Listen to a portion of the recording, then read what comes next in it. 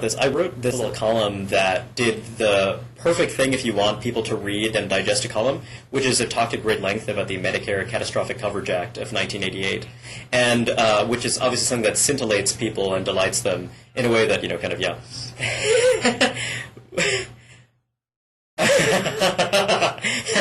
So, and basically, I was thinking, I'm not someone who's inclined towards Reagan worship, partly just because of my age, but I think that it's interesting to see that Reagan was weirdly fell under the sway of the Svengali, the Secretary of Health and Human Services, who actually had a really good and responsible idea for improving the way that Medicare works. And then, it was actually totally undermined very quickly due to this kind of really, frankly, sinister and dishonest campaign that, was something that was embraced by Republicans and Democrats, etc.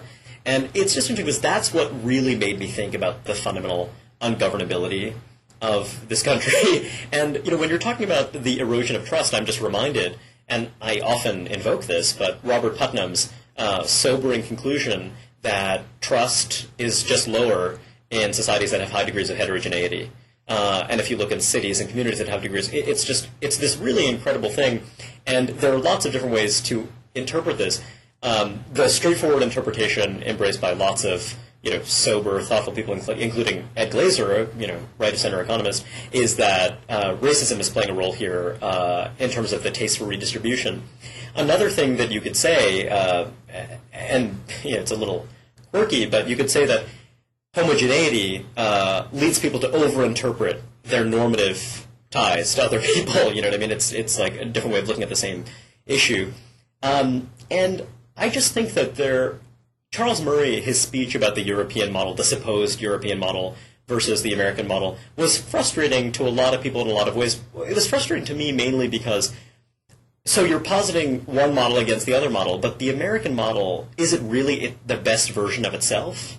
And I don't believe that it is. And I think that, one can bracket whether or not we should ape the model of some other society, but I think that, our heterogeneity is something that I'm not willing to give up, even if it means that it is an enemy of solidarity in some sense, and it will undermine our capacity to do some of these things. So I think that, are there ways that we can create a social model that does address a lot of these very severe problems that you describe and that I'm certainly very exercised by, but that recognizes the kind of limits. And also when you're talking about governance and sort of state capacity, I think that you make a very good point, because actually there have been different moments in American institutional history where the quality of governance in some areas has actually been pretty high. So it's not as though it's impossible. And I think that, that is a good goal, but I just think that I've come to embrace this very intense skepticism about what it is that we can accomplish.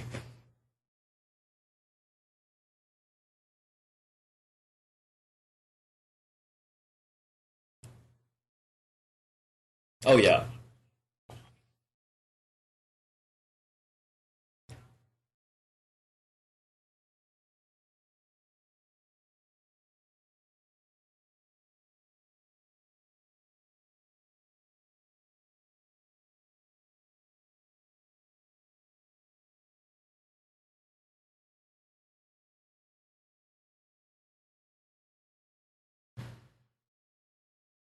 Yeah.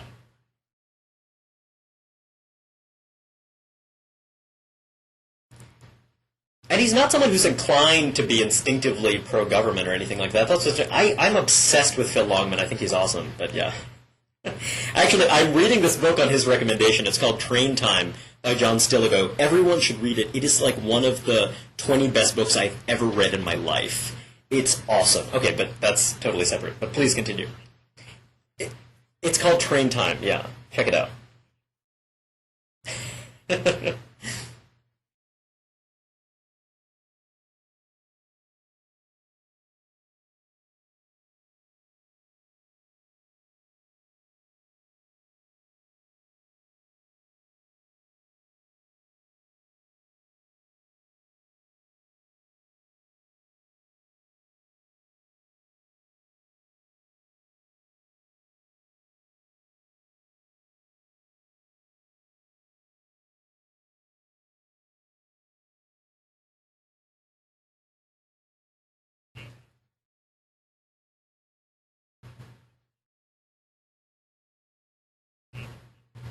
Oh yeah. Which are Nuclear Regulatory Commission came out really high. Yeah.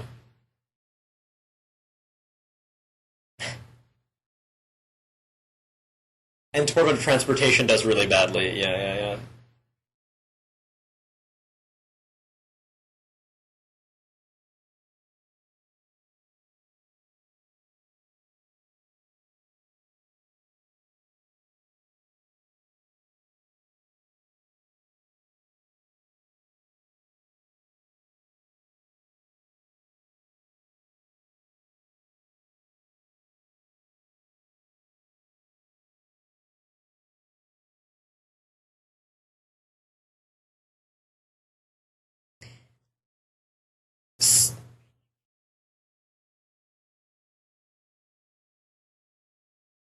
I've got to say, I actually do disagree with you here. I mean, I think that the task that government does well, I think that we were talking about the Nuclear Regulatory Commission, I think it works because you have a relatively small number of actors. There's a kind of constructive collusion that happens given that you have a small number of actors, and there's a circulation between industry and government that we think of as an iron triangle. We think of this as generally a bad thing, but actually sometimes it actually ends up working for lots of quirky reasons that are particular to the institutional history of a particular agency. But then the other things that government does well, Social Security, Irving Kristol's favorite social program, has virtually no administrative overhead. And I think that this is part of this so-called libertarian idea, that the idea of government hoovering up tax dollars and spitting it out in a way that is broadly egalitarian. To me, that is totally coherent and makes sense.